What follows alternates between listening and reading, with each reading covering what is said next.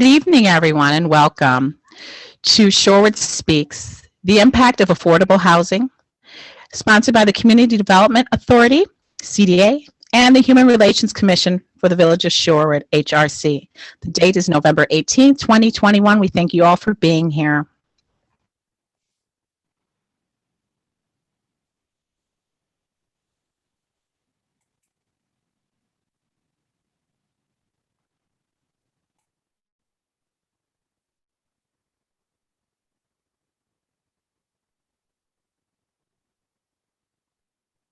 So I will go over our schedule. Hello. I'll introduce myself. I'm the co-host, presenter and there's facilitators. I'm Sharvita Parker. I'm here with the Human Relations Commission. I'm Peter Hammond, Chair of the Community Development Authority. We've been tasked by the Village Board to pursue the affordable housing, and we're starting with the education series that has been going on and will continue to go on for a little bit.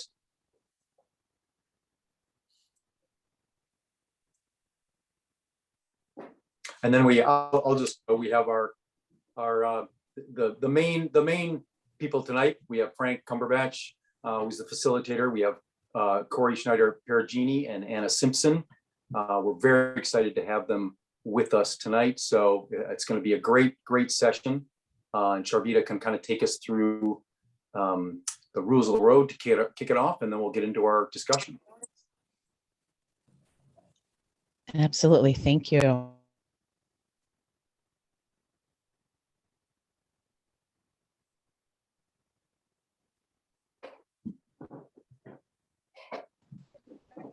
So I'll go over our schedule for tonight. There will be 30 to 40 minutes of presentations. Then we'll have about 75 minutes of open forum to discuss affordable housing. Part of the open forum will include poll questions to give further feedback to the village staff and officials. This event is being recorded for future viewing by community members. And the Village Board, CDA, and HRC will discuss feedback at future meetings to consider for future policy decisions and recommendations.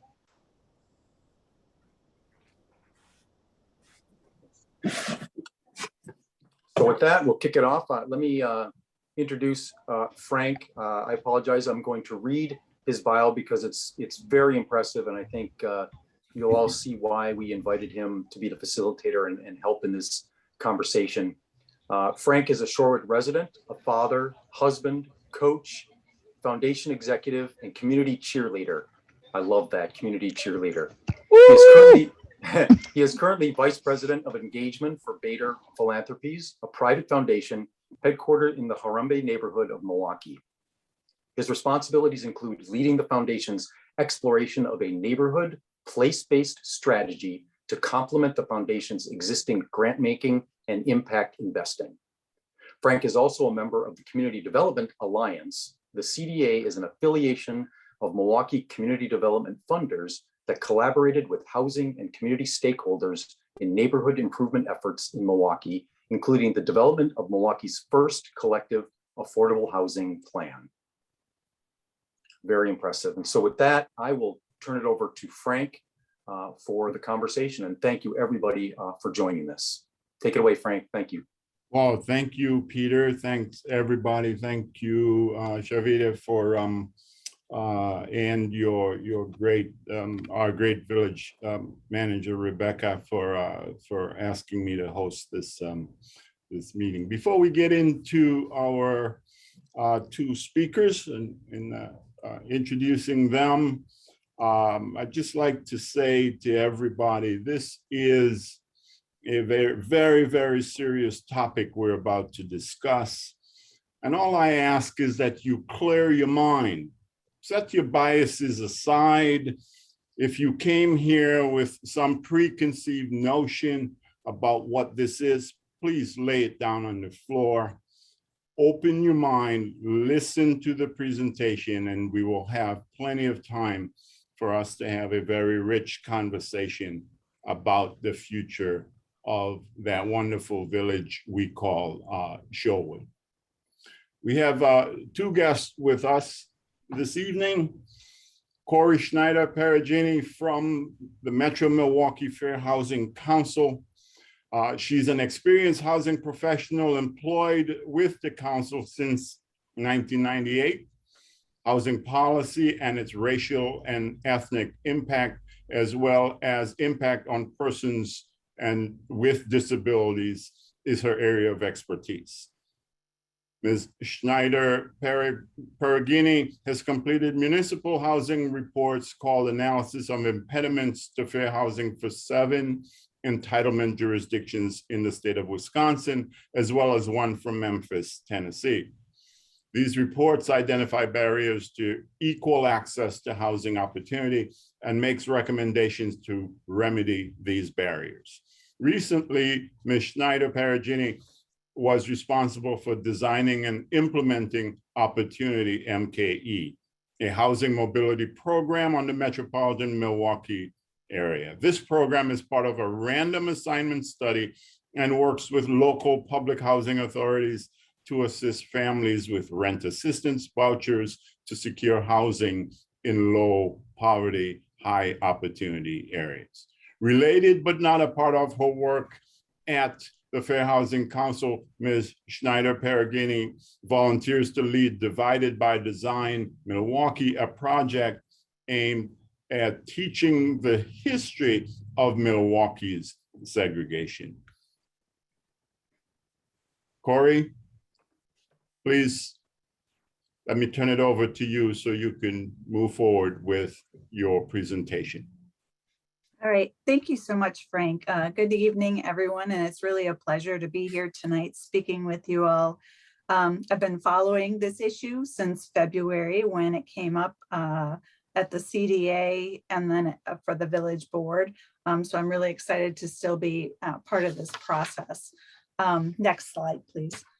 So a little bit about the Metropolitan Milwaukee Fair Housing Council, the organization for which I work.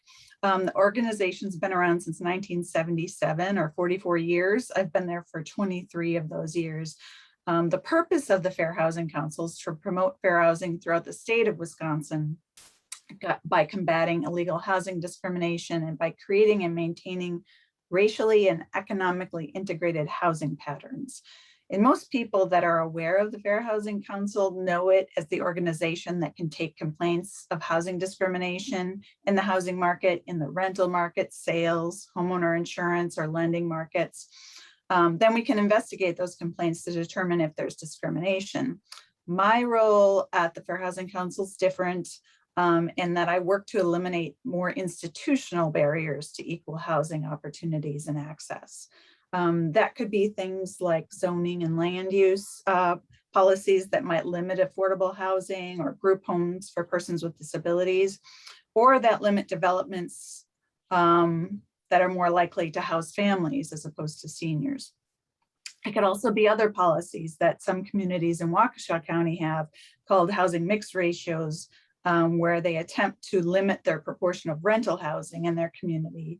New Berlin, for instance, wanted to keep their proportion at 80% homeowners to 20% rentals. Those would be the kinds of barriers we look at trying to limit or eliminate. So in terms of how the Fair Housing Council interacts with communities, or in my role, we can provide a community with technical assistance on their housing policies, either because they request that assistance or from us, or sometimes because we impose that assistance on them or advice to them.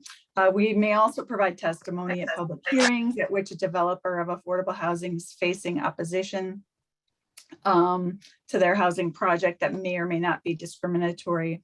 And in very rare cases, we have brought complaints against a community like Waukesha County or a public housing authority if we believe that their actions are a direct violation of a fair housing law. Next slide, please. So my role tonight is to kind of talk to you about housing choice vouchers and the tool that they can be or could be in Shorewood. First, just a little bit about the housing choice voucher. The terminology is unfortunately often used interchangeably, which can be really confusing. Some people call it Section 8. Some people call it a housing choice voucher. Some people call it rent assistance. Some people call it a rent subsidy. And Section 8 can actually also refer to Section 8 project-based housing, which are affordable units that are all located in one building or development. And I believe that that's the kind of housing that is just northwest of Edgewood and Oakland. But we're talking about tenant-based Section 8, which is the subsidy that goes along with the person, not with the property. Housing choice vouchers are funded by the federal government through the Department of Housing and Urban Development. Then they're administered locally through the public housing authorities. In Milwaukee, we have the Housing Authority, City of Milwaukee. We have the Milwaukee County Housing Authority, West Allis Rent Assistance, and the Waukesha Housing Authority.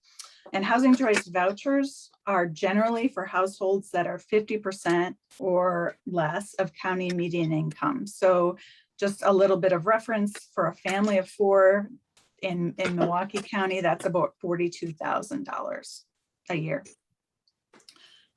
It's also important to understand that not everyone that's eligible to receive a voucher will get one. The waiting lists to get rent assistance vouchers are extremely long. Sometimes the wait list doesn't open for several years, and people who eventually get a voucher have often been on that list for multiple years, 4, 5, 6 years. And about only 1 in every 4 households that qualifies based on income and other eligibility factors, only 1 in 4 actually receives a voucher. So when a family comes up on that waiting list and receives their voucher, it's a little bit like winning the lottery. They got that 1 in 4 chance of actually getting that assistance to stabilize their housing. The goal of the housing choice voucher is to provide affordable housing within the private market. It was created as an alternative to public housing, which has historically been placed in high poverty neighborhoods. And it's supposed to allow families access to healthy, low poverty communities. But unfortunately, that goal really hasn't been realized. And in Metro Milwaukee, the housing choice vouchers are more segregated than in any other of the 50 largest metro areas. And there's a number of reasons for this, and I'll, in the next couple slides, get at that. The rental subsidy, known as the housing assistance payment, also known as the housing assistance payment, is paid directly to the property owner or the landlord each month. And then the program allows the family to pay 30% of their income towards the rent, and then the housing authority subsidy makes up the difference. And again, that check will go to the landlord. Okay, the next slide, please. If we just look at the largest housing authority in the area, the Housing Authority City of Milwaukee, they have about 6,000 vouchers. And of those 6,000, 14 are currently residing in Shorewood. I think I did the math, and that's about 0.02%. Just that jurisdiction of that housing authority is all of Milwaukee County. Other things about that, the demographics of those 6,000 households, 39% have children residing in the household, 84% are Black, 8% are Latinx, 7% are white. The average household size is 2.2 persons, and about 28% of those residents have a disability. And the reason this is important is that research shows that children from high and low income households that grow up in high opportunity neighborhoods like Shorewood are more likely to earn significantly higher income, graduate high school, go on to college, and to have reduced rates of asthma, diabetes, and obesity. Yet Shorewood only has a very few of these households. And why is that? Why are there only 14? Couple reasons are payment standards. The payment standards are kind of the rent cap that are established by the housing authorities, and they're not enough to meet the local market rents. For instance, the Housing Authority City of Milwaukee allows $1,394 for a 3-bedroom unit plus utilities, and the likelihood of local rents at that level are pretty minimal. You're not going to find very many 3 bedrooms plus utilities for under $1,400. Another reason is landlords aren't accepting vouchers. Even though currently in Milwaukee County, it's illegal for a landlord to say, I don't accept a voucher. They're still doing it. And even if they do say they receive a voucher, there's a lot of landlords who want to appear they're complying with the law. And so they'll have a screening criteria that says, well, your income needs to be 3 times the rent, which inherently is going to exclude people who have a voucher. And so it has that same effect. And so one of the questions that keeps coming up in your discussions around how to best use the village's housing dollars is how to ensure inclusion and racial diversity. And more specifically, the question is, can a municipality target specific demographics to reside in affordable housing? And so just total, disclaimer, I'm not an attorney, but my understanding is that race-based policies can run afoul of the fair housing laws. They're usually not allowed unless it's part of a court order. But housing choice vouchers, because of the demographics we saw, they're about income, but because of the population of current voucher holders, opportunities in Shorewood would be expanded to those populations that have been historically excluded. Next slide, please. So one idea would be, incentivizing the voucher program to landlords in Shorewood, and that could take a variety of forms. For instance, the village providing a tax incentive to landlords to lower the rents to accommodate the local public housing authority rent payment standards. This is done in Illinois right now. They offer 19% property tax credit for landlords in high opportunity areas that rent to voucher holders. Or the village could provide the gap rent between what the payment standard allowed by the housing authority is and the actual market rent. Maybe, a $200 cap to make up the difference. The downside of this, of course, is that you may see housing providers actually inflating their rents in order to get this payment and eliminating any naturally occurring affordability. Or the village could potentially work with the housing authority to increase the payment standards to be more in line with local rents. Right now, we know that the Housing Authority City of Milwaukee has increased payment standards in 5 zip codes. And that could be done in 53211. The current payment standard for a 3-bedroom, as I said, is $13.94, but under a program, I'm going to try not to go wonky here, called small area fair market rents. That payment standard could be $1,716 as opposed to $1,394 for a 3-bedroom apartment, which would probably bring in a bunch more 3-bedrooms that would be allowable under that. And additionally, but not listed here, is the idea of directly putting dollars in tenants' hands. The Philadelphia Housing Authority is currently piloting a program that would do that, but the results of that are still really limited.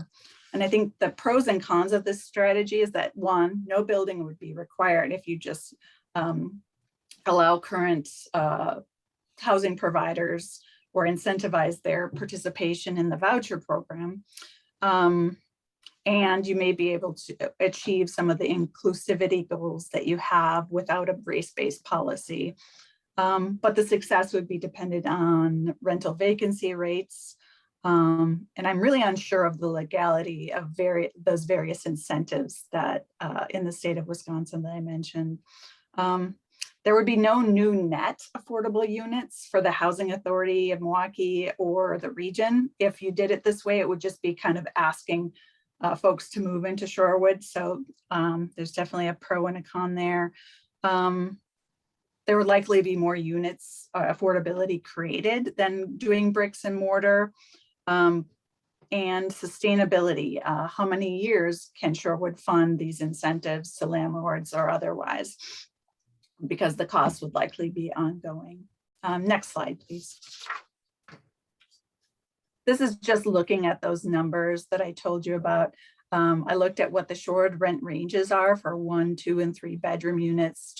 This was just like one day on Zillow. And what were the ranges for 1-bedroom was $850 to about $1,200, a 2-bedroom $1,290 to $1,500, a 3-bedroom, $1,295 to $1,700. The current payment standard is the next column for the Housing Authority City of Milwaukee for all those units, but going up to that small, that's the SAFMR, small area fair market rent for this 53211 zip code would make those rents actually attainable for a lot of families that have the voucher. All right, last slide, please. And then I just did like a back of the envelope calculation, just a little food for thought.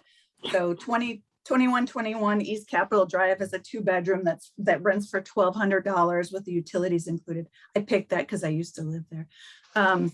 But the 2-bedroom payment standard is $1,098 through the Housing Authority. So the village could say use its new Housing Choice Voucher Incentive Fund to make up the difference of $102 a month, which would add up to $1,224 a year to make that unit affordable for that family. And then just a couple more calculations there. So just something to think about and some numbers put onto it. I know there's a lot to talk about around administration and who would administer something like this, but this is just to get that conversation started. So thank you. Corey, thank you.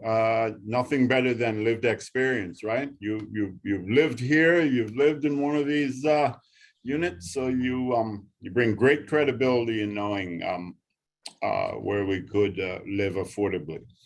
Our next expert is Anna Simpson. Anna Simpson serves as the Director of Community and Economic Development at WEDA, which is Wisconsin Housing Economic Development Authority. She leads a statewide team that focuses on growing economic development statewide, as well as promoting financing products and tools that support WEDA's multifamily lending activity. Anna has an extensive 25-year career in retail business and corporate banking, insurance, and nonprofit management. She has served on numerous boards and community associations to help expand business development, entrepreneurship, and wealth building opportunities for underserved and diverse populations. She currently sits on the board of directors of Tempo Milwaukee and the advisory board of La Casa de Esperanza and Family Services in Waukesha. Anna also serves on the Workplace Financial Literacy Committee on the Governor's Council for Financial Literacy. Originally from New York City, Anna has lived in Wisconsin for over 30 years. You're from Wisconsin, Anna. 30 years, you could give up that New York accent. I claim it, and I don't even have an accent. And her husband, Shane, live in the city of Waukesha with a blended family of 7 children. Wonderful. Oh, awesome. Anna, let's hear about WEDA's take on affordable housing. Thank you so much, Frank. And thank you to everyone from the village of Shorewood that invited WEDA to come and share a little bit more about our role here in the state as we help to promote affordable housing. So WEDA is the state's housing finance authority. And every state in the state of, or in America has a housing finance authority. So I'm going to share a little bit more broadly about the role that we play as being part of the ecosystem that helps support affordable housing. So WEDA is an authority of the state of Wisconsin. And what that means is that we are a self-supporting public corporation that receives no tax dollars for its operations. So for almost 50 years, WEDA has worked to provide low-cost financing for housing and small business development here in Wisconsin. We work with many partners to cultivate an ecosystem that supports equitable access to affordable housing and economic opportunity. Along the way, we aim to address underlying factors that may contribute to homelessness. Next slide, please. So here is an example of our ecosystem. So rather than relying on our financial impact alone to drive systemic change, here at WEDA, we are working to leverage the collective strengths of our people, partners, programs, and practices. So collaborative, adaptive, innovative approaches are needed to really lift communities and serve our stakeholders. So again, this slide shows you many of the stakeholders that we quite often will partner with. Thank you. So WIDA is able to promote the development of affordable housing through various ways, including housing tax credits and multifamily debt financing. Next slide, please.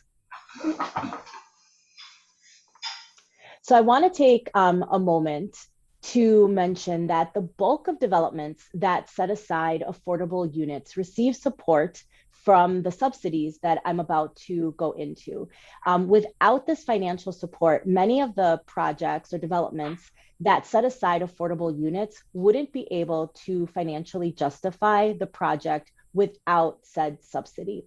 Development success is tied to occupancy and rent amounts collected.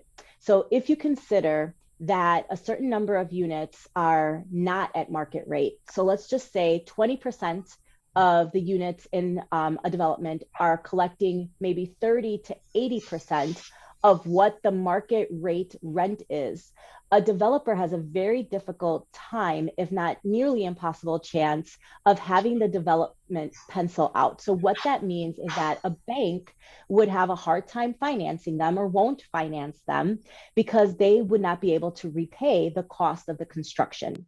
So to ensure that as a nation, we continue to develop properties that set aside affordable units, incentives like tax credits were created. Next slide, please. So speaking of housing tax credits, these are dollar for dollar offset to federal tax liability. So what happens is these tax credits are given or issued to an investor. The investor then puts equity or cash into the development, and that is the subsidy that helps to ensure that these affordable housing projects are developed. Next slide, please. So there are three types of housing tax credits. Every state is different. We are fortunate here in the state of Wisconsin that we do have three. We have 2 federal and 1 state. Not every state offers a state housing tax credit. So I'll go into each 3 or to all 3. So first is the federal 9% tax credit. This is a competitive application process that occurs annually, and approximately $15.5 million of subsidy is provided through federal tax credits. Next slide, please. So next is the federal 4% non-competitive tax credit, which is tied to the state's bond volume cap. I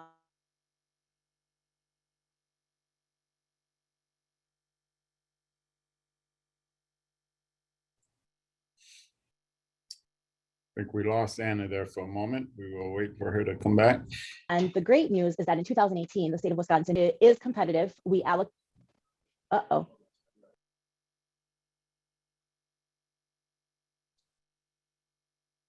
Anna, we can hear you. Can you hear me? Okay. Yes. All right. Sorry. I just hollered at my family that if anybody's on the Wi-Fi, they need to get off right now.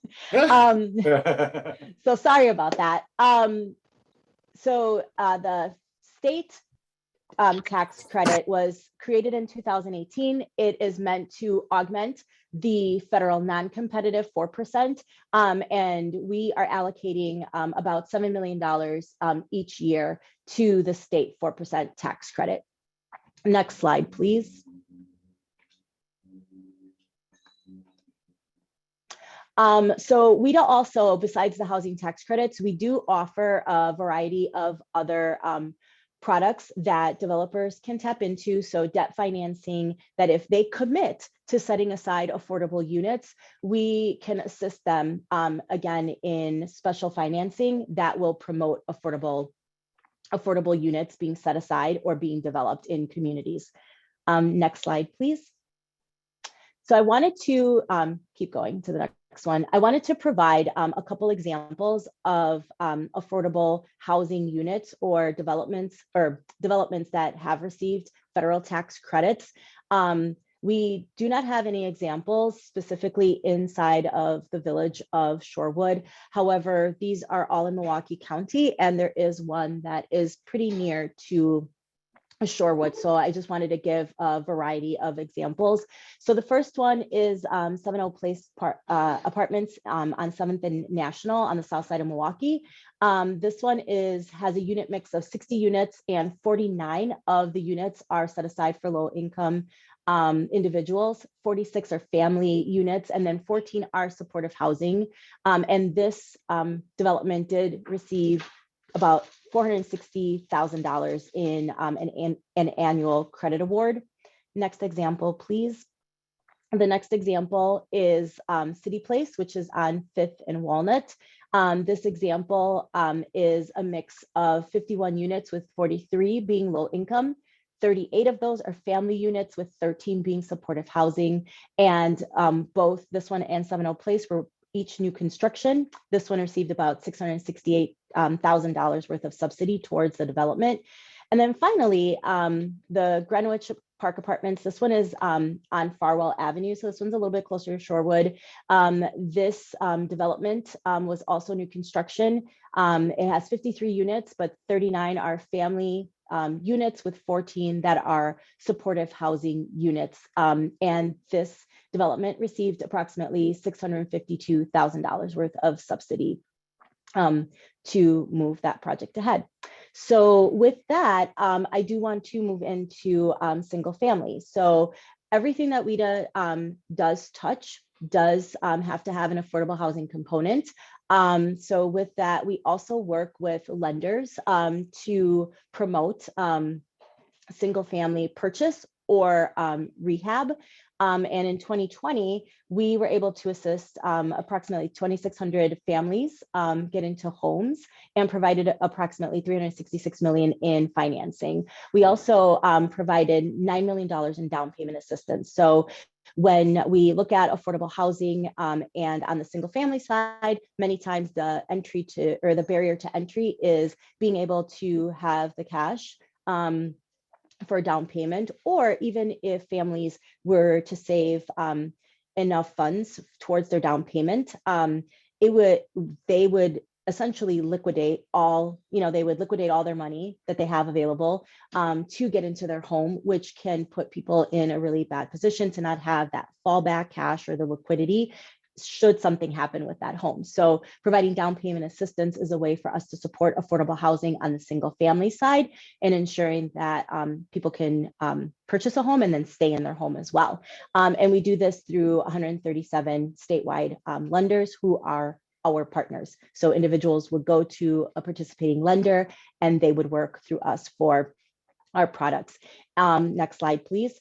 And on the single family side, it is not just a single family home. We are able to assist folks as long as the property is owner occupied. It can be a single family home, but we will also finance up to a 4 unit. So a duplex or 4 units, as long as it's owner occupied, the owner lives in the property, we can participate and assist with some of our programs. So this slide just shows a variety of different programs. And again, we also can assist in the improvement of properties through some of our products as well. Next slide, please. And one more. This is a collateral piece that just shows some of our accomplishments in 2020. I'd like to call out the fact that we've helped first-time homebuyers and working families during 2020, supporting some 2,400 households with loans on the single family side. And then with our multifamily programs, we've been very successful in financing approximately $150 million and assisting about 3,100 housing units come to fruition through our programs. Next slide, please. We also have a foundation at WIDA. So through our foundation, we have awarded approximately approximately 26 million in grants, funding almost 1,200 housing providers across the state to increase housing for some of the state's most vulnerable residents. The foundation was created in 1985. There are two ways that we assist folks through our foundation. One is for permanent housing and the other is through emergency and transitional housing. And again, these improvements are necessary for sustaining the quality of shelter for extremely vulnerable people who are in crisis or without permanent shelter. The last 2 years, we've been able to grant $1 million each year. So that's really exciting. We used to allocate maybe 500, 750. So each year we've earned, I guess, enough money that we've been able to set aside a little bit more each year in our grant funding through our foundation. So we are, the average grant is around 25,000. So we're really excited about the impact that we have across the state. Next slide, please.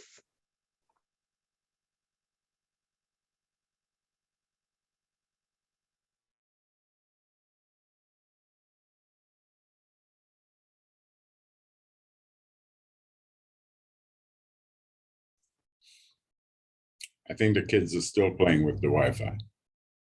So some of our other resources you may have, if you are at all familiar with USDA for that I just mentioned for organization through a lender, we partner with the lenders to offer the guarantees. Next slide, please. We also offer participation loans. So that means that we will partner with lenders for a variety of different industries where we might come in and sit and agree to offer financing for part of the loan. So many times in, say, smaller communities, a community bank might say, we're really interested in doing this financing for this business. However, this is a really large loan. We need other lenders to come in and participate on this. And in many cases, we'll come in and assist in that capacity as well. Next slide, please. Also, new market tax credits have been utilized throughout the state of Wisconsin to really create some impact on high community impact developments. And for the last 2 years, we have not participated in new market tax credits. However, our intent is to apply for new market tax credits for this next cycle. And we've had lots of success throughout our history. And to that point, we've been able to invest about approximately $575 million in approximately 52 large-scale projects through new market tax credits. So it's another way for us to promote economic development throughout the state of Wisconsin. So in closing, Frank had mentioned that I oversee a team of external folks throughout the state of Wisconsin. So I did want to include contact information for everyone. However, for anyone that is trying to connect with their local representative, next slide, please. Our local representative here in the WOW counties and Milwaukee County, so Waukesha, Washington, Ozaukee, and Milwaukee counties. It's Maria Watts. Maria has been with WIDA actually for 23 years. She is a great resource, a plethora of information, very well connected, and she'll assist any of the stakeholders. So whether it's an individual, a business, a bank, a developer, she is really here at your service. So please feel free to jot down her contact information and reach out should you wish to learn more about how WIDA can assist. And if you're looking at connecting with us, that would be the best way of starting a conversation. So I told you I'd keep it under 15 minutes. I met my end of the deal. Thank you again for the opportunity to be a part of this discussion tonight. Anna, thank you so much. Maria, she's been a great friend, such a great soul. I encourage everybody to, if you have the opportunity, interested in what WIDA does, please, you can contact Maria.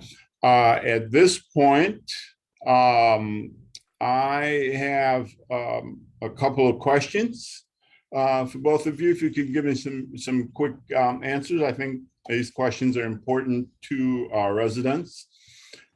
Here's the first one. Citizens often request that the village create and maintain programs comparable to larger metropolitan cities. The CDA has acknowledged that there are no additional administrative resources within our organizational structure to support affordable housing program administration. With that in mind, what affordable housing options would you recommend the village focus on exploring?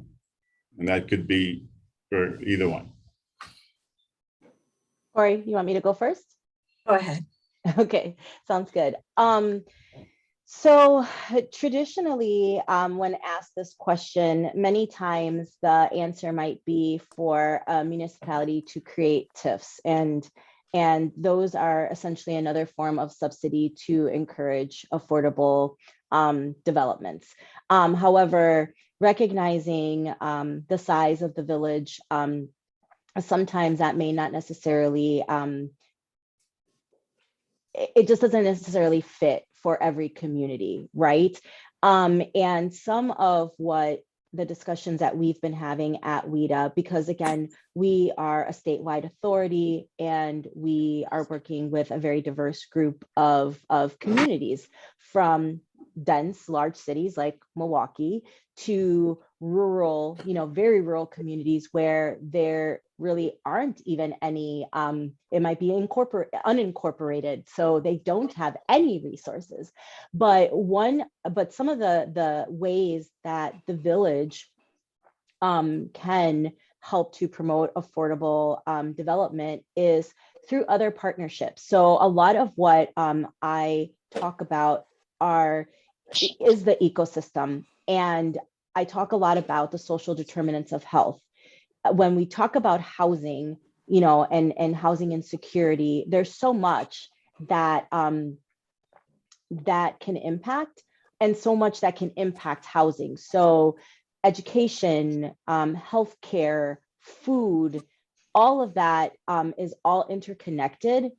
And ultimately, more and more of the partners, right, that support communities, in my opinion, have to play an active role. So for a community like Shorewood, building those relationships, marketing to employers, to philanthropy, right? So who are the usual and unusual suspects that should be investing in our communities and supporting affordable housing? It can be healthcare. Healthcare systems have a vested interest in healthy communities, right? Again, philanthropy, employers. So some of what the village can do is outside of the typical answer of that financial support. Some of it is the relationships and the promotion of what does it mean to be a resident of the village of Shorewood, and why should some of these other stakeholders and partners have, a vested interest and want to learn more and become committed to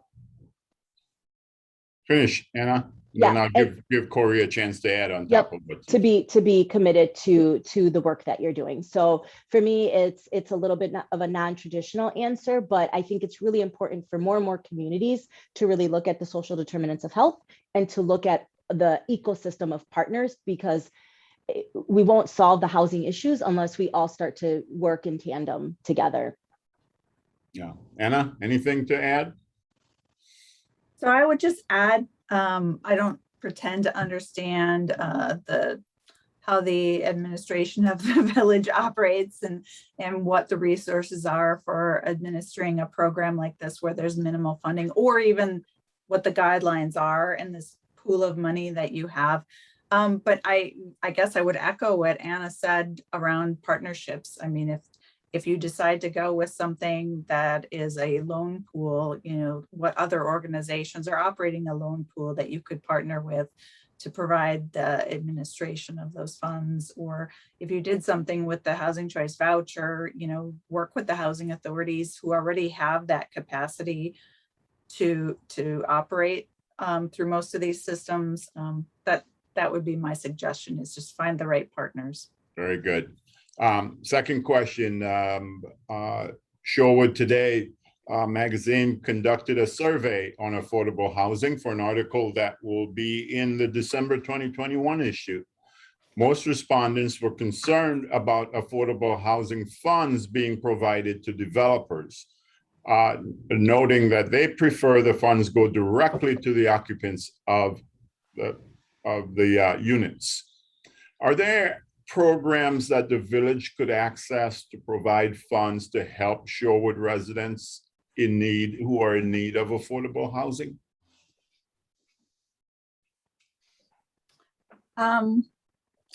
I think about just one thing off the top of my head. I think the organization is called Revitalizing Milwaukee, where they work on rehabbing homes for elderly and disabled families that are low income. And I feel like that would be a really perfect partnership where the money goes directly into those households.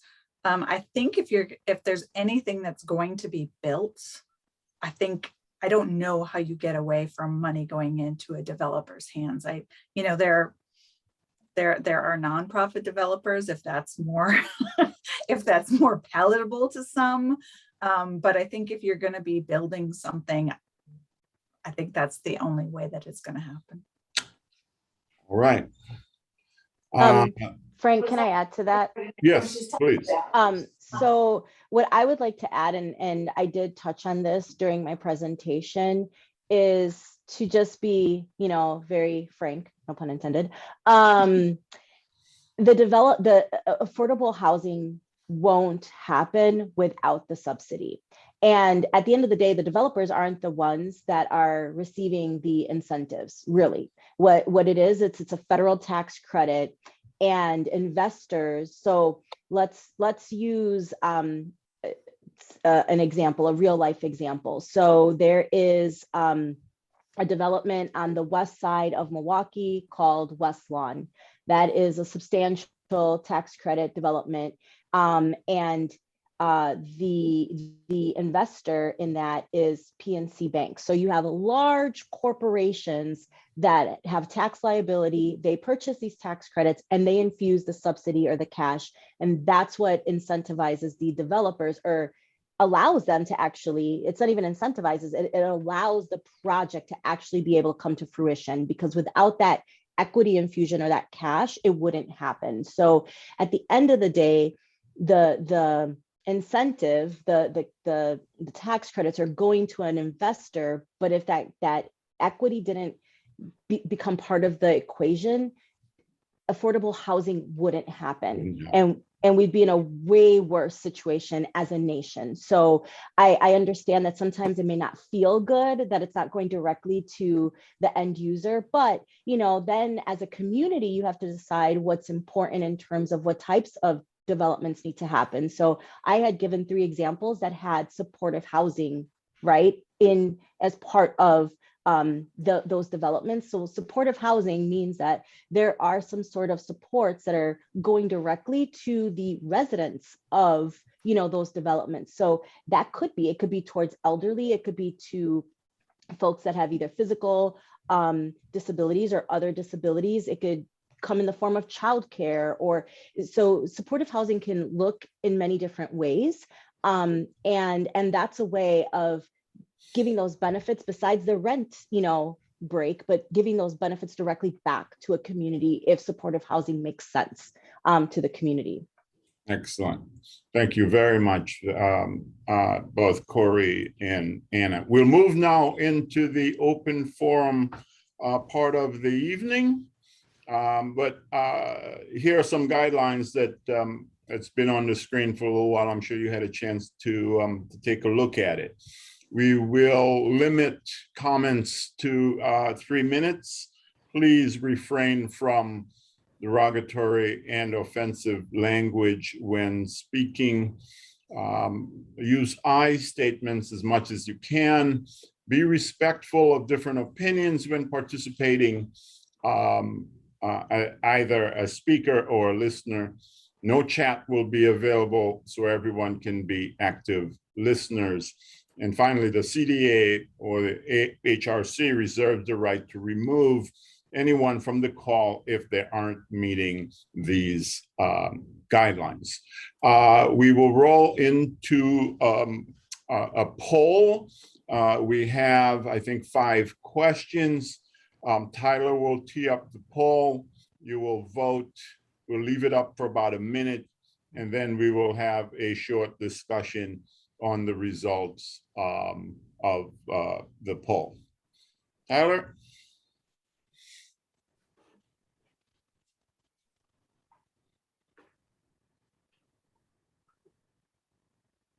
It's about 60 seconds to vote.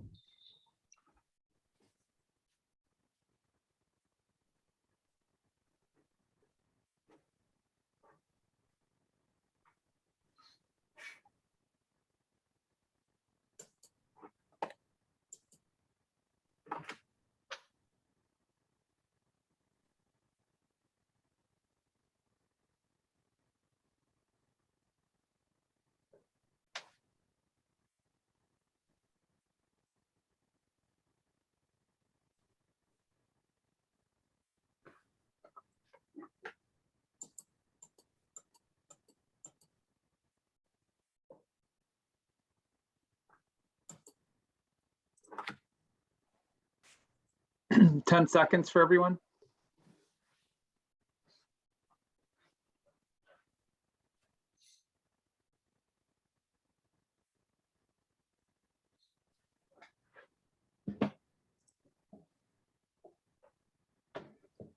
Okay, and then I'm going to share results so everyone can see the results. And as Frank mentioned, that will be kind of springboard the discussion along the lines of this first question.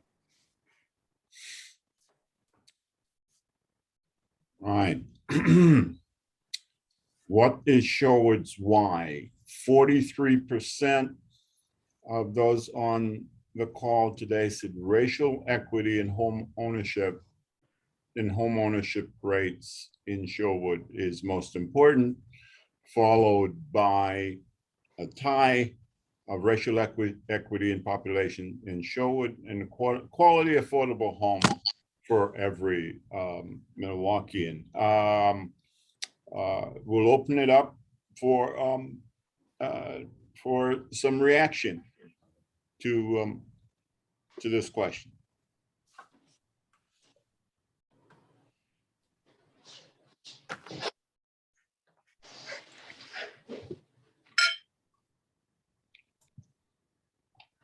Please don't be shy.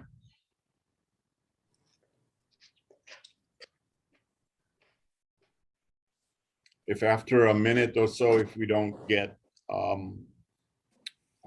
we don't enter into a dialogue, we will go on to question number 2. We'll leave it up here for a minute. Yeah, Frank, this is Peter. I'll just jump in Sure, go for a ahead. second. I think, we've been having a few conversations over the last few months, and I would say those results are, I would say, fairly consistent with kind of what we've been hearing. The racial equity conversation is obviously a very active conversation in our community. I guess I'll take it back a little bit. Maybe it was a little higher on that because, again, we've heard conversations about affordability for everybody. There's so many different constituencies out there that need this in order, again, for us. The benefit to Shorewood is the diverse community in all aspects that we strive to be, because we believe that makes us a better community. So again, what we're hearing from the population in tonight's call, I think, is that the racial equity component is probably front of mind for everybody, which is helpful to understand. I also think the other component of this is I liked the addition of the last one, because, again, we are Shorewood, but we are part of a bigger ecosystem, and I think it is helpful at times to think about that, and how do we, sometimes we think of our own world and how do we impact our own little, quote unquote, little world here. But at times I think it's good to take that broader perspective and say, we're maybe playing a part in a larger theme of Milwaukee, and how do we help Milwaukee, the general us of Milwaukee, achieve those goals. So those are, I think, my thoughts from the responses. Those are great. Peter, as the moderator, I will not interject my opinion, but I may tee up some questions, if you will, off of the results. I find it interesting that the bulk of the votes are in those lower three, because I often think about, and I think Anna mentioned it, people with disabilities, regardless of race, need affordable housing. Folks have fixed income, and sometimes it's just from the disability. And I'm in the form of a question. I wonder if that demographic is taken into consideration in the context of the vote. Any resident who wants to react to that could please.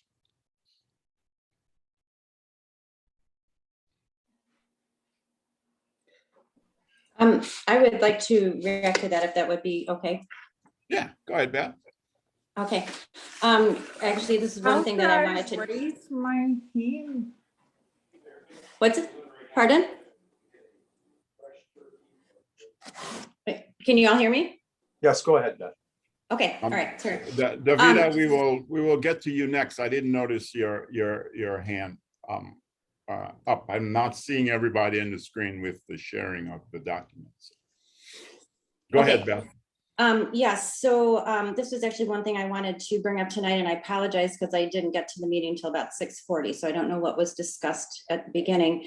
I've lived in Shorewood since 1986, and I have a daughter who has special needs, and she is an adult.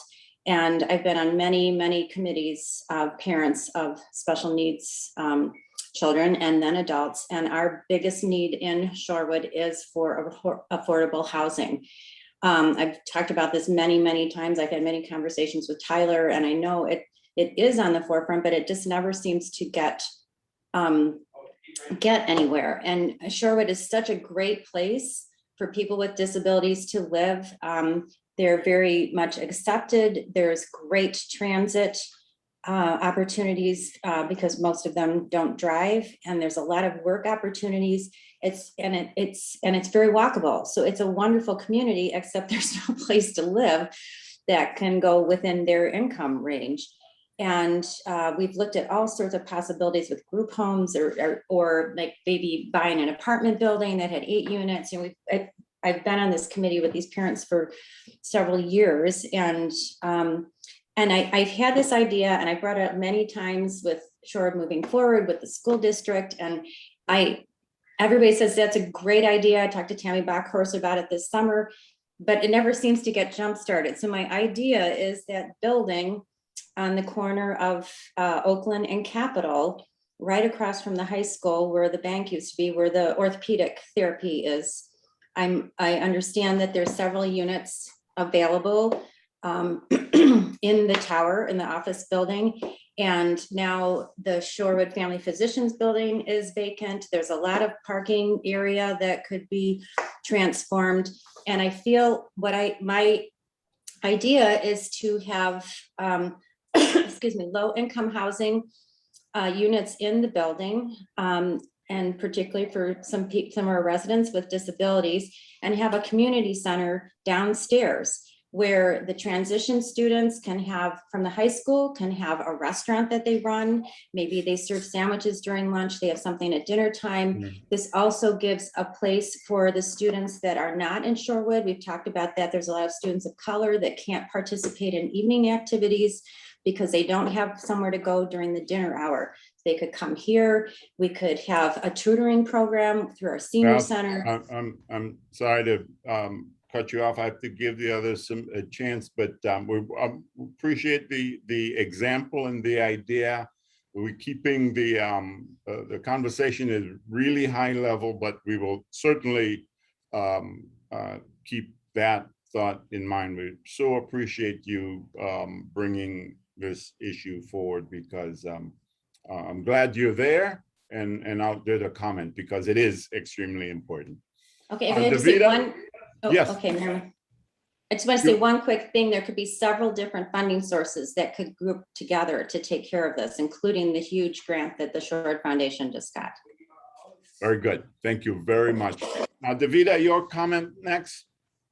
Yeah, I just wanted to point out the choice racial equity and home ownership rates in Shorewood. So if that, I mean, I interpreted that to mean that, I mean, because there's only about like between 2 and 3% of Shorewood's population is African American.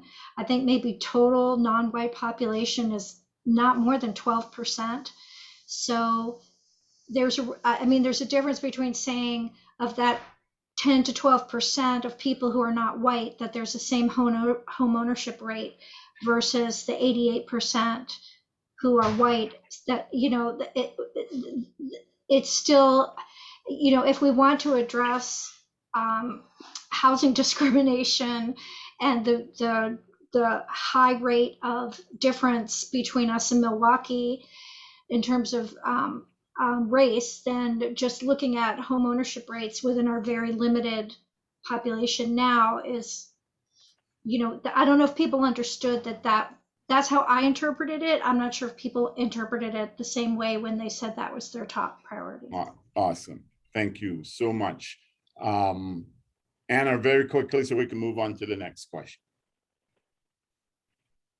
Yes, the only thing that I wanted to mention was to comment on Beth's comment that she had made in regards to her idea is that there is a recent project, I believe it's in New Glarus, that actually moms became the developers because of the needs in their community. I can get that information to someone at the village if someone wanted to kind of, you know, one of the things I always talk about is like sharing best practices and not reinventing the wheel. So that might be a great community to reach out to as a parent to learn more about how they made that come together. I believe that they might have worked with a nonprofit developer, but again, that's there is another example based on what you said that it might be worth having a conversation. Awesome. Tyler, can you tee up poll question number 2, please? How would you like to see the funds used, either to facilitate owner-occupied developments or to facilitate tenant-occupied development, or no preference whatsoever? Please vote.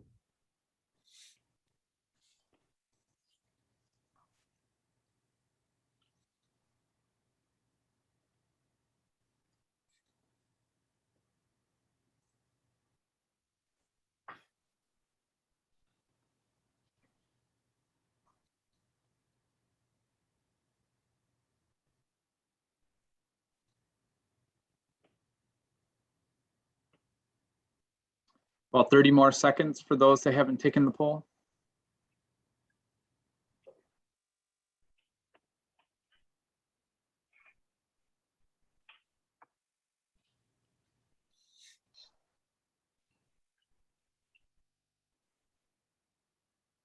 Ten more seconds.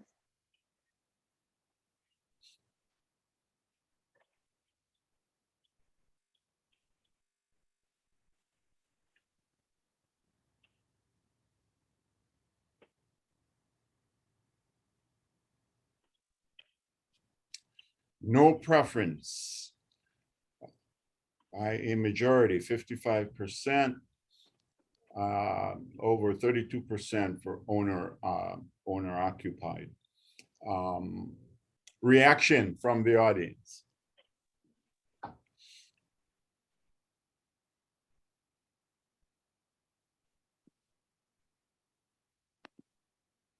During the presentations, we heard advantages and disadvantages of both. Incentives for owner occupied and of course subsidies for tenants as well. So please. Frank, this is Peter. I'll jump in again just to maybe get the conversation started. Absolutely. my thought was, I mean, I really actually appreciated Anna's comment earlier about the examples of, or, working with a developer to make something work in order, again, to make the economics work. So that makes me, Shorewood has some history with the development and certain thoughts around that. And so that was helpful for me to think about that. And again, I guess in the end, it depends on who you work with, right? Making sure you're working with the right partners, regardless of who they are, and that, we put in the proper controls and protections and other things to make sure that, if we do work with others, that, we're able to accomplish what it is we want to accomplish. Absolutely. You couldn't do it without. Yeah. The capital stack just does not hold up without the investors, without the federal government, and sometimes philanthropy has to step in. Yes, it's absolutely true, because I've done it many, many times. So question number 3, Tyler. Should the funds be targeted for new or existing housing? Should it be for renovations or to build new? The vote.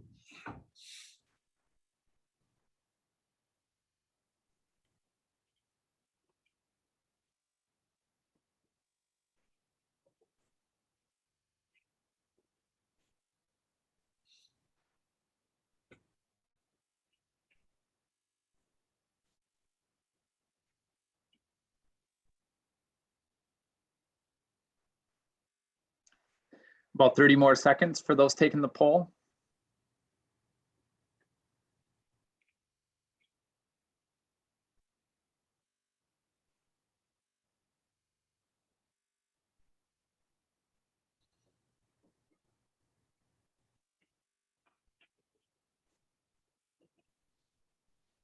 Ten more seconds.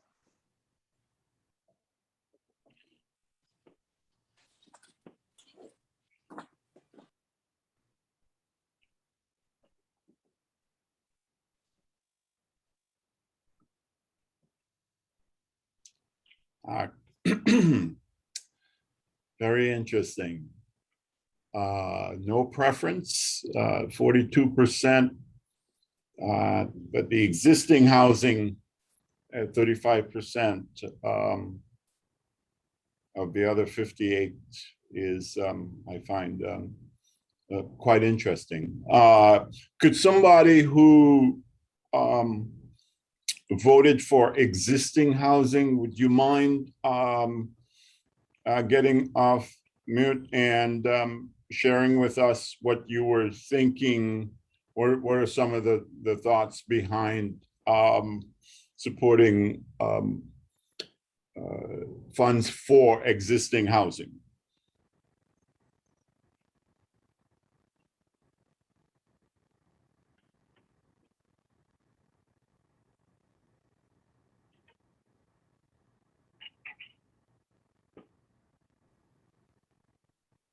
Go ahead, Mara. Thank you.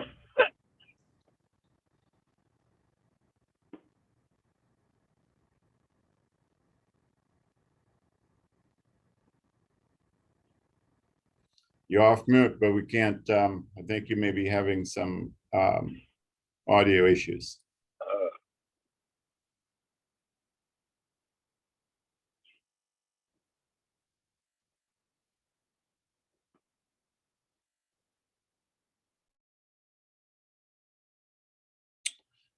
Peter, why Mara is working on that? Any thoughts as to why that would be?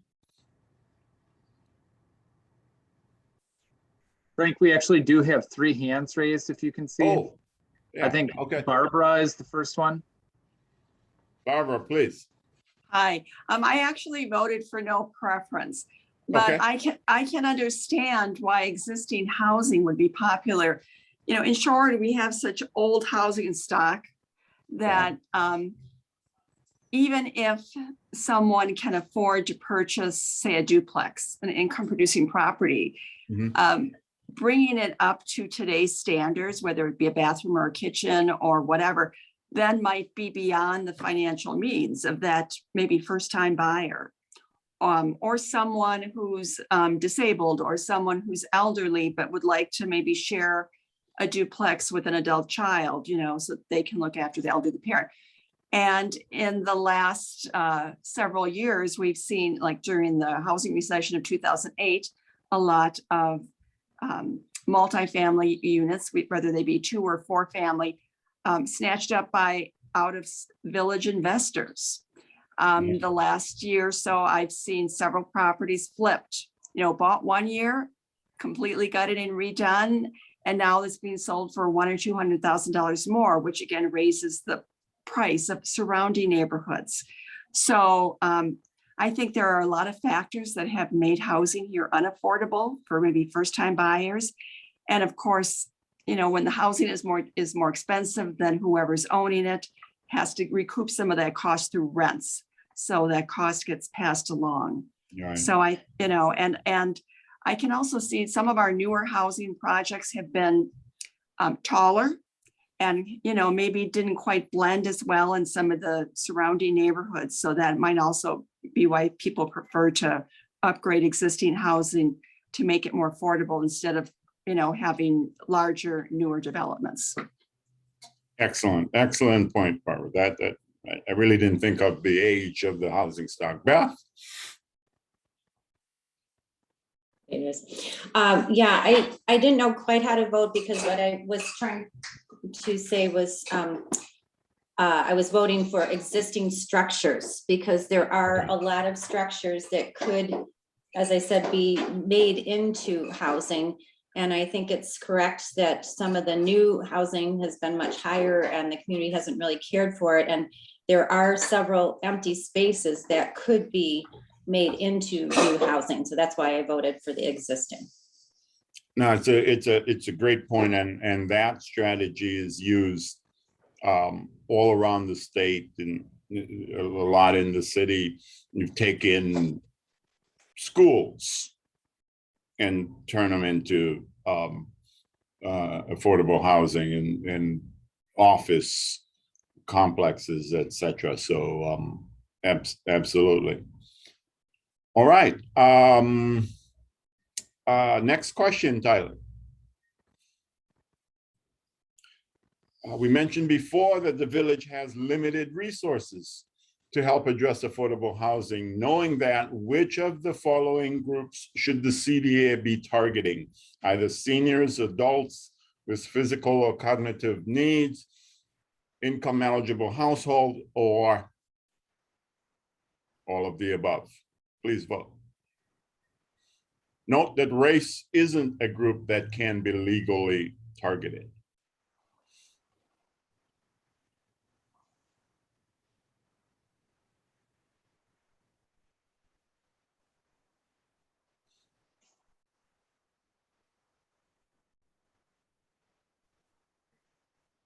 Frank, while people are voting, I would love to know who is iPhone that is having taco night, because I haven't had dinner yet and that's making me hungry. Me too. I saw the same thing. I'm quite jealous. That's awesome. Oh, man. About 20 seconds remain on the survey.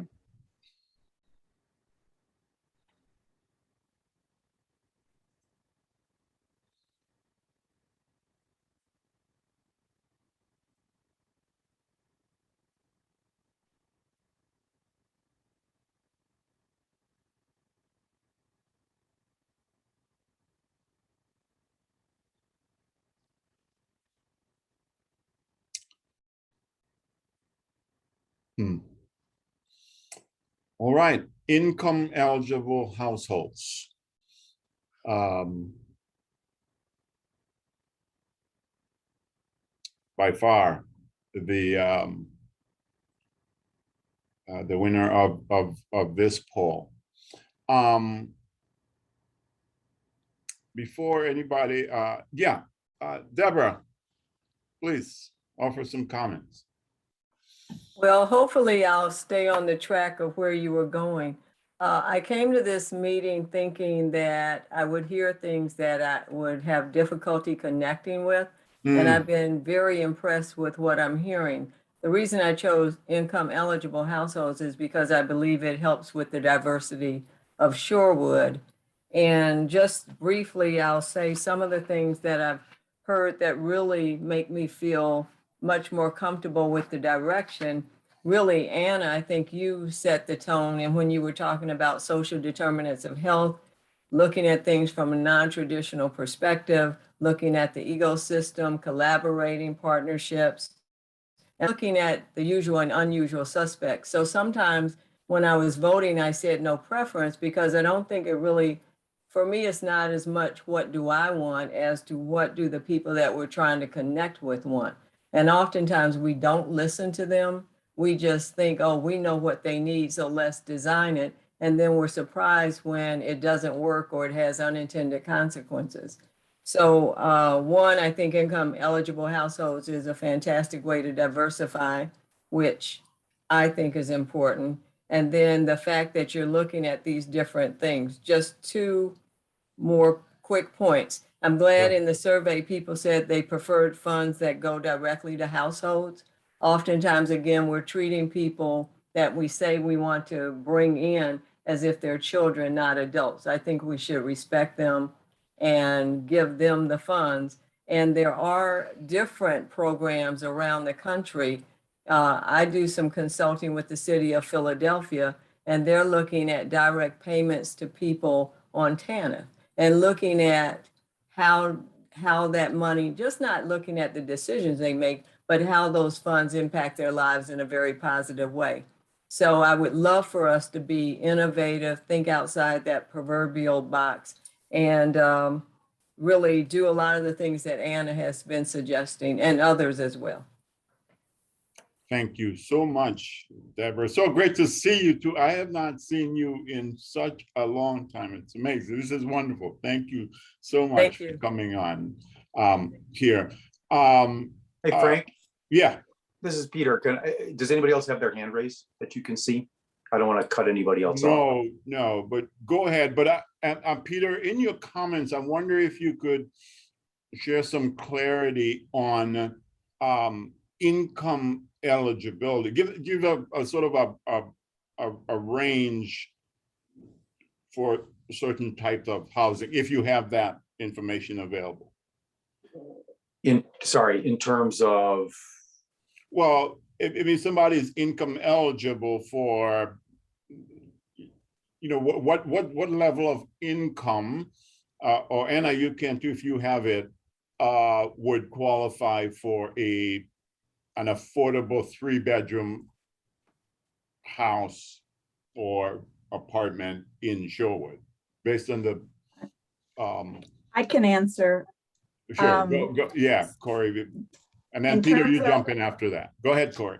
In terms of the housing choice voucher, which is primarily people at or below 50% of the county median income, that would look like for a family of 4, approximately $42,000 a year. $42,000. Some affordability is at 80% of county median income. Some of it's the extreme affordability is at 30%. So it all, just think about that baseline of 42,000 is 50% for a family of 4 and adjusted accordingly. Yeah, okay. Go ahead, yeah, Peter. Frank, it's a great question. It's actually a really good point. We had, it wasn't the last education session, I think it was the one before, where actually it was laid out, what's the 30%, 60%, sort of what does that Right. look like in actual numbers? And actually, as you were asking me, it's like that, I think I need to have that sheet in front of me all the time, because that really brings it home, I think, as to kind of what we're talking about here. So thank you for that comment. I got the thing I was going to say about this question to me is, this is going to be a challenging part, I think, for Shorewood because of who we are. We love our seniors and we want them to stay in the community. They're such an important part. And as Beth said, we have people within our community with special needs that we want to make their life wonderful. and we have this, this desire to continue to improve our our diversity and be that community we strive to be. So, you know, so all these I know, and it's, you know, I think the income eligible is maybe partly because of who's on the call tonight. Because I hear, you know, these are the three that I continue to hear are so important. And this, you know, I'm not sure how we're going to answer this question. And you know, to me, part of it is we have funds right now, but I am hopeful that that's not the end of this, that what we're hearing now is this desire to actually act in these three areas. And so while this first step probably is going to have to be specific to one of these three, I'm hopeful that maybe in the overarching program, we are longer term trying to address all of these. That's a big, obviously, undertaking, but people are passionate about all three of these components. So that's Right. my thoughts on this one. No. It's a great point, but I could see choice 1 and 2 in choice 3. Absolutely. Fair enough. Yep. Right? Yes, Because again, through the presentations and Anna made it explicitly clear, if the capital stack to build or renovate isn't there, it will not happen. That's one end of the ledger. If the revenue isn't there, you know, in some of these, on the, whether it's a rental or whatever, sometimes it doesn't work either. So a senior, and I agree 100%, we should want the seniors in our community. We should want families with physical and cognitive needs in the community. But yes, the income eligibility for all. Yeah, that is the big, you're right, that's the big bucket. Yeah, absolutely. Karen?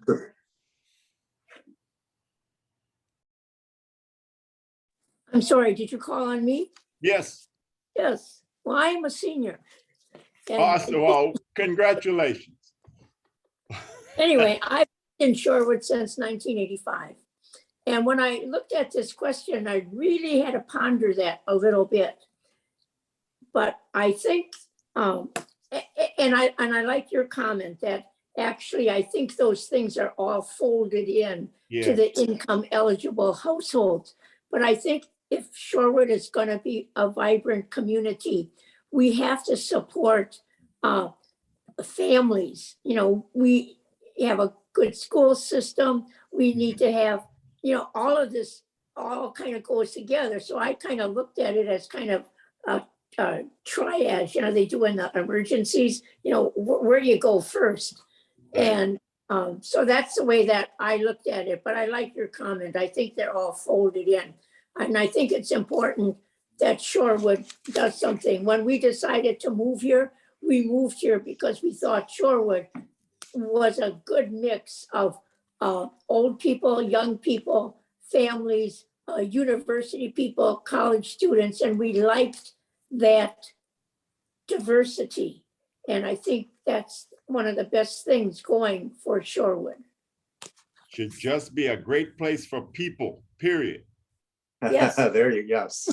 All right, Anna?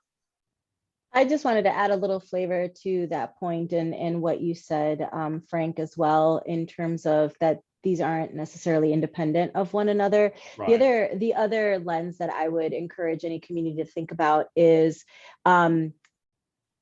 most of us can probably think of traditional affordable housing developments from the past where they were all rent restricted, and it's like, oh, the poor people live there, right? So one of the things that I would say to any community is that integration of seniors, family, mixed income, that promotes the diversity in a community, and it also takes away that ability to label people, right? Because do you want to be that child that is, you know, walking up into the development that is known, right? But yet you're going to school with, you know, more affluent, you know, students that are your class. I would encourage any community to think about integrating family, seniors, mixed income, so that, you know, you do really help to promote and support that integration and that diversity that is part of the beauty of any community. Well said. Well said. Can I just ask, sorry, this is Yeah, Peter. no, again. go ahead. Boy, these are all just really great points for me. This is the education process for me. Absolutely. Yeah, so Anna, to your point, you know, the income eligible, yeah, you're saying, so you can have a project, a program that addresses everybody, is able to address, you can structure it in a way that maybe meets all these needs within a specific project, correct? Yes, so there's different rules for different types of subsidy or lending. So there are some that it's income averaging. So you can have some units that are 30%, you can have some units that are market rate, so it's income averaging. Some, there are different set asides, it could be 20% of the units that are affordable housing. So again, there are different ways of coming to the table to meet the needs of a community, but again, it's not an all or nothing. There is, you know, flexibility now in what developments look like.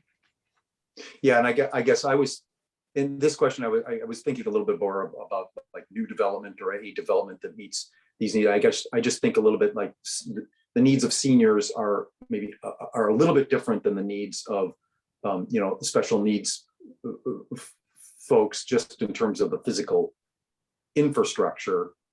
And so, you know, does that? That's great. I think this comes back to, I think it was Beth's comment about on question 3 about why improving the old housing stock is so important, because if we improve the old housing stock, you can't drive by then those homes in Shorewood and go, that's the affordable one and that's the non, and that one is the affordable, therefore poor people here and middle class there. We're just living together as people, you know. And I think that's the beautiful thing about question number 3, to blend both of them. But Ellie, you're up, your hand is raised. You know, I must know a lot of people, because people come on, there are very few I haven't seen before. So Ellie Pick, you're up.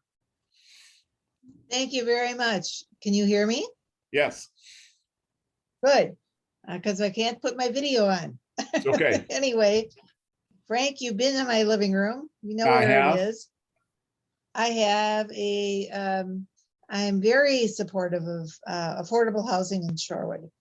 I do have racial diversity on my block, and I'm very happy that directly across the street, I have a new family, and he is Black and she is white, and they have children.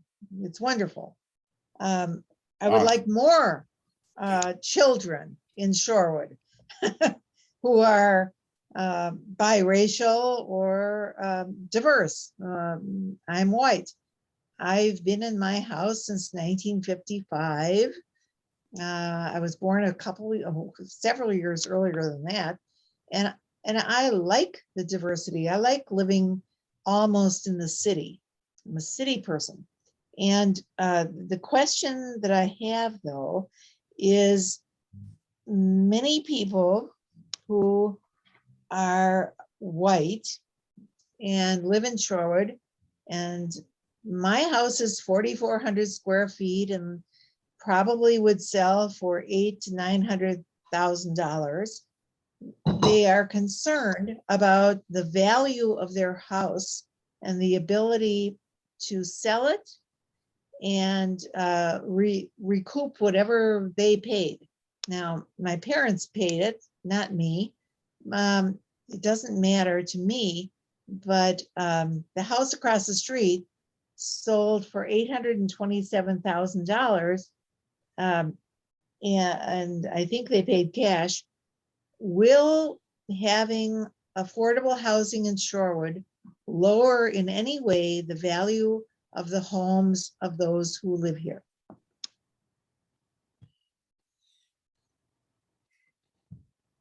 It's an awesome question. I don't know that I have the answer because I am not, I don't have the formula in front of me to figure out when, what scale of affordable housing is needed to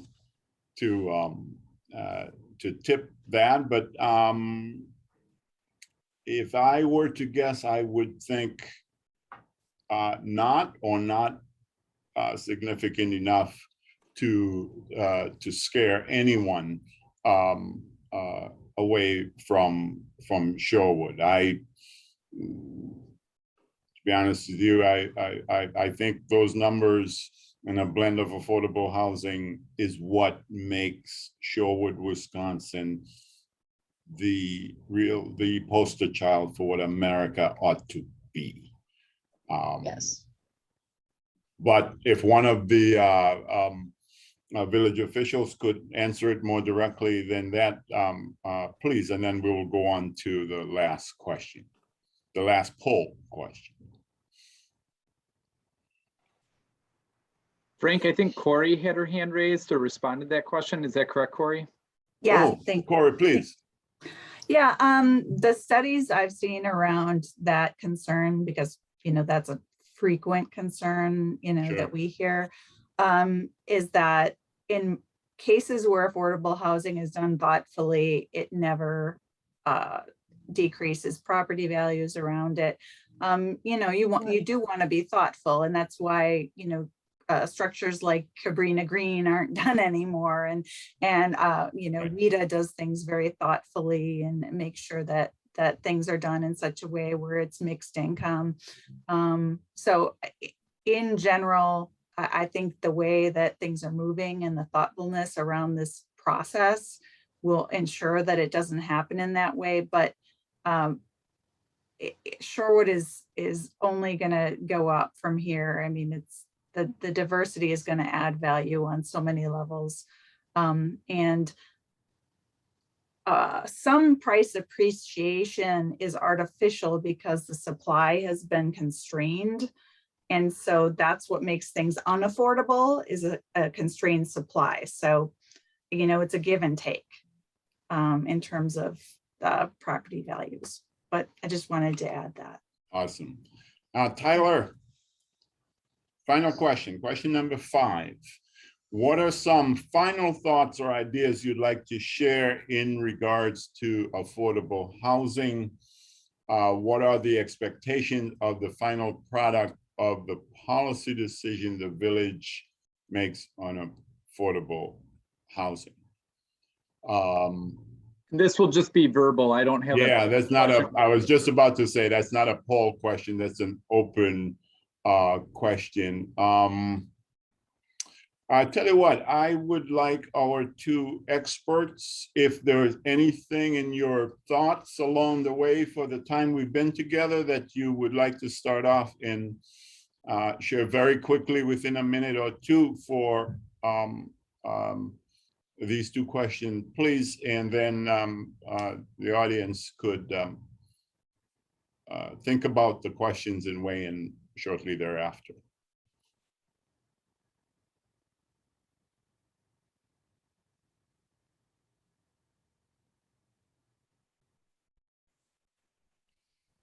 Frank, you were asking for Corey or Anna. Yeah, either Corey or Oh, Anna. sorry. Yes. I thought I was unmuting and apparently I didn't.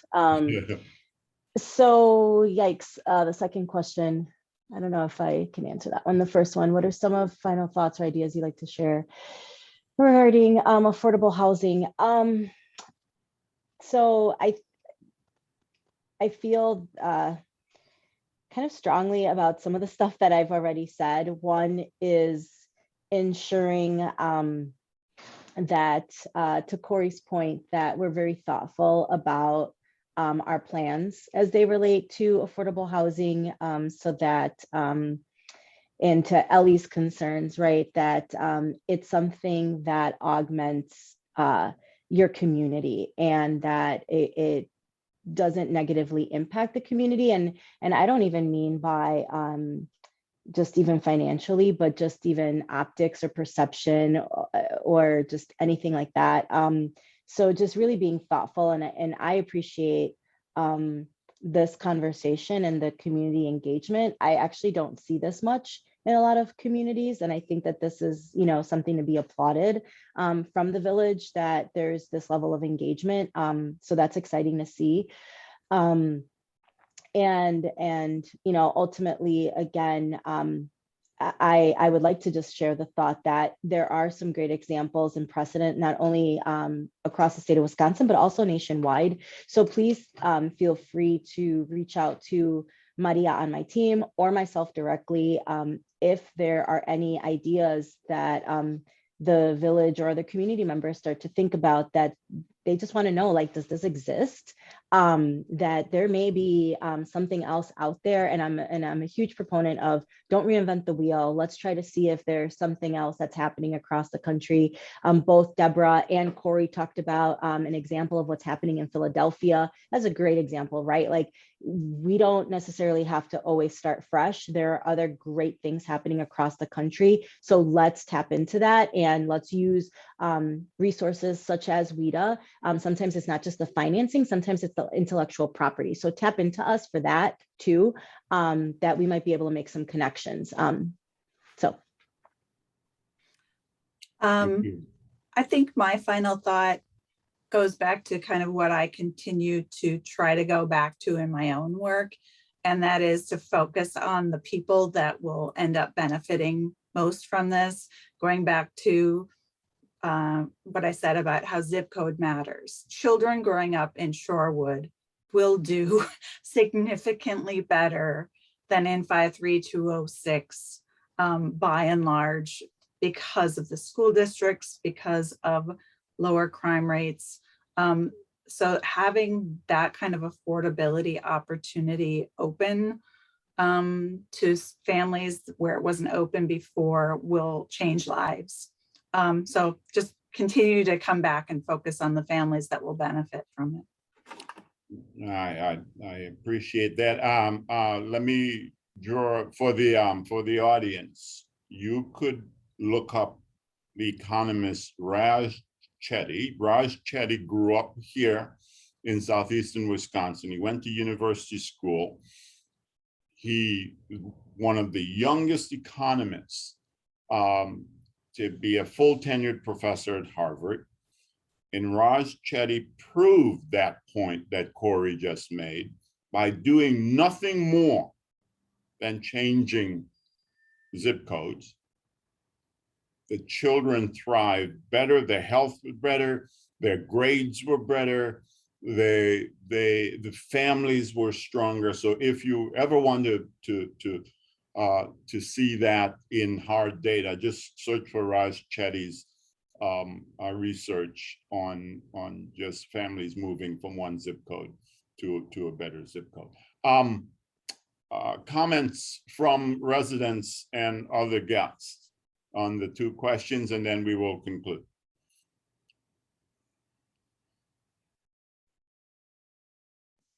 Frank, this is Peter. I have some comments, but I'll wait to see if anybody raises their hand. We'll take them first. Yes, let's give them a chance. Beth, your Yeah, I just wanted to encourage all of you to please look a little bit more into my idea. I feel like it plugs a lot of needs, and I really feel that it could be an incredible complex right in the middle of Shorewood, and that, again, there's so many different groups we could get funding from. I think it can happen. I was on the committee for 6 years that raised $3.5 million of private funds to get the outdoor athletic facility up to speed. And a lot of people said you can't do it, and we did, and it's beautiful, and it was very much needed. And I'm a believer that if we've got a really good idea, we can make this work. And I know a lot of residents do not want to see more high-end apartments and condos. We would like to diversify and help plug some of these holes that are still in Shorewood. Thank you. wonderful, thank you. Barbara Kiley? Thank you. I think outside of any subsidies or programs or grants, The village government also needs to look at what we can do to keep things affordable, especially when it comes to taxes, be they taxes from the village or taxes from our school district. In the 32 years my husband and I have owned a home here, our taxes have gone from 3,000 to just over, make 8,200. And so for someone who wants to live here, taxes, whether you're paying them directly or you're paying them through your rent payment, often keep people with lower incomes out of Shorewood because they can't afford it. So we need to look at the amount of government that we have, where we can consolidate services, how our zoning laws might encourage more affordable housing, and maybe, are they tilted more towards luxury housing? Look at all of the things that we currently have that we can do something about. Anyway, that's just my final thought, is that besides, where can we put new money? What are we doing with the money that's already being generated, here? That's making Shorewood a little hard to break into for young families, for seniors, for, maybe a single parent to live here. There's all sorts of things that go into that housing cost here in Shorewood. Thank you so much. Appreciate you. Deborah? I just wanted to say that we're talking a lot about infrastructure, housing, affordability, those kinds of things. But I hope we also embed in this process an understanding and conversation about, as we move through this, how do we ensure that as people move in, they feel respected, valued, that they're not perceiving this as needing to leave their culture at the door or at the edge of Shorewood? How do we embrace who they are? Because we want people to move here for more than just the housing. We want them to feel like they can be contributing, positive, productive, that the children who go to the schools will feel accepted, will feel like their values and their culture are being respected as well. Awesome. Great statement. Absolutely. Kelly?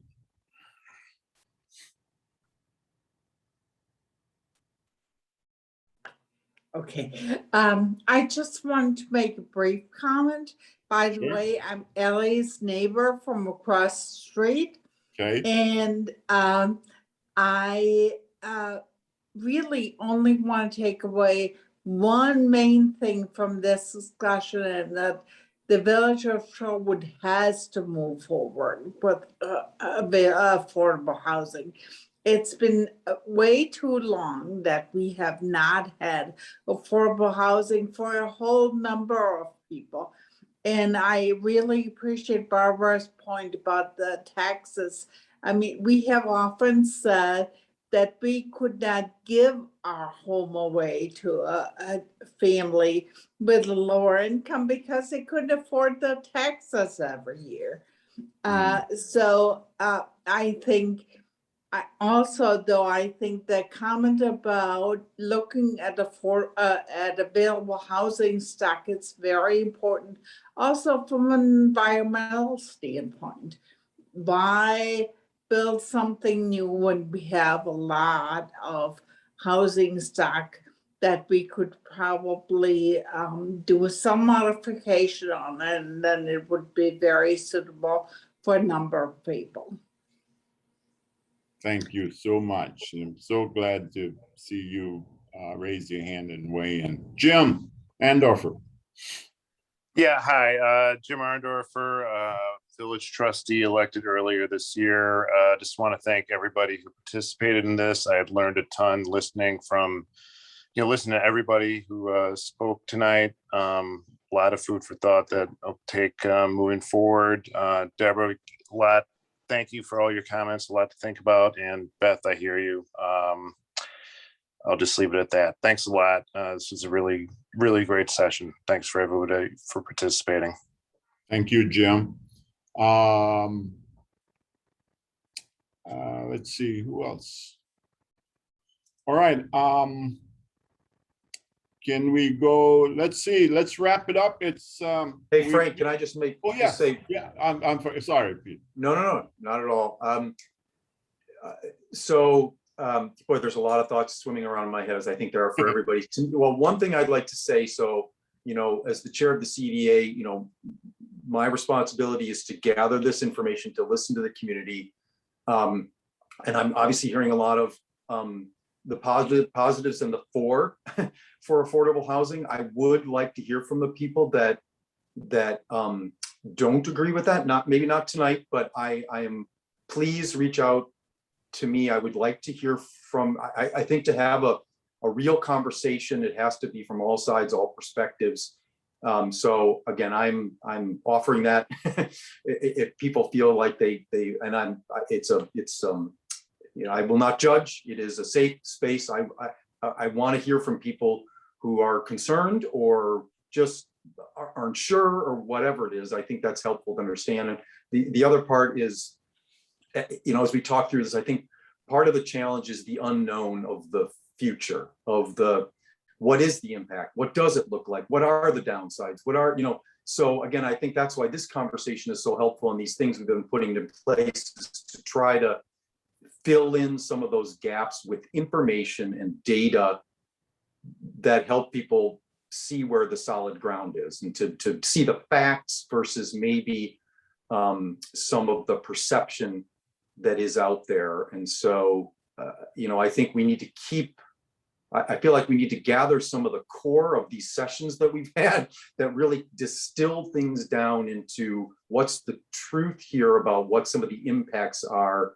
And again, Corey's and Anna's, Frank and yours, the comment about being intentional and being thoughtful about it is so important. But again, trying to bring this all together and have people feel like they have the facts to then have an opinion on it is really essential.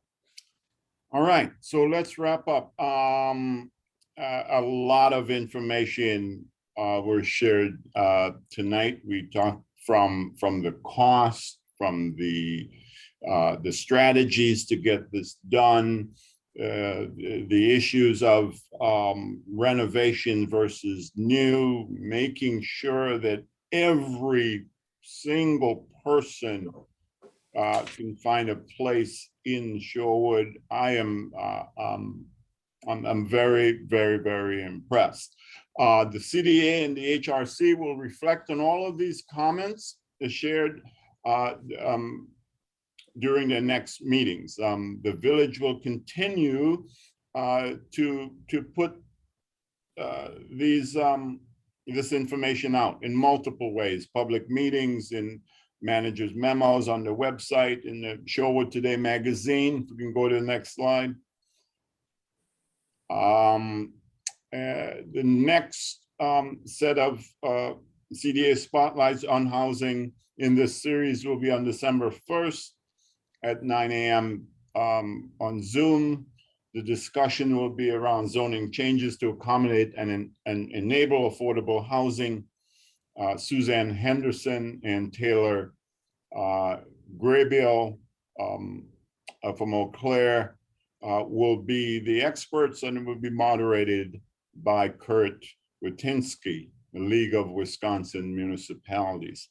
I just want to end by saying I am so proud of my Shorewood residents. You guys were awesome tonight. Thank you to Corey and Anna. I do believe this process was highly democratic. Words were put out that this is going on. The residents got the opportunity to vote, have their voices heard by making a choice. And I think this is how this should be done. I look forward to participating as a resident of Shorewood and adding my expertise in this space wherever it is needed. So to all of you, thank you so much for coming and sharing, and good night. Thank you. Thank you so much, Frank, for your facilitation. That was fantastic. You are a master at that. I feel I have a lot of questions, which I think is the good path of education. You've taken us a long way, and Corey and Anna have done a marvelous job. So thank you so much. No, Thank you thanks for very much. including us. And Peter, you had mentioned that you want to keep the income limits as a sheet next to you. Yes. What I'd encourage you to do, kind of based on the last comments of getting feedback from all sides, is also assign or attach like a human to those income limits, meaning like what teachers' incomes are, what EMT incomes are, Yes. because many times Yeah. when we talk about affordable housing, we are talking about our essential employees. And Yes. especially on the heels of COVID, like we all recognize what important members of our society and our communities they are. So attach humans to those numbers so that it's relatable. That's a great point, Anna. Here, Thank you. here. Way to end. Thank you very much. Good night, everybody. Good night. Thank you, Good Frank. night, everyone. Thank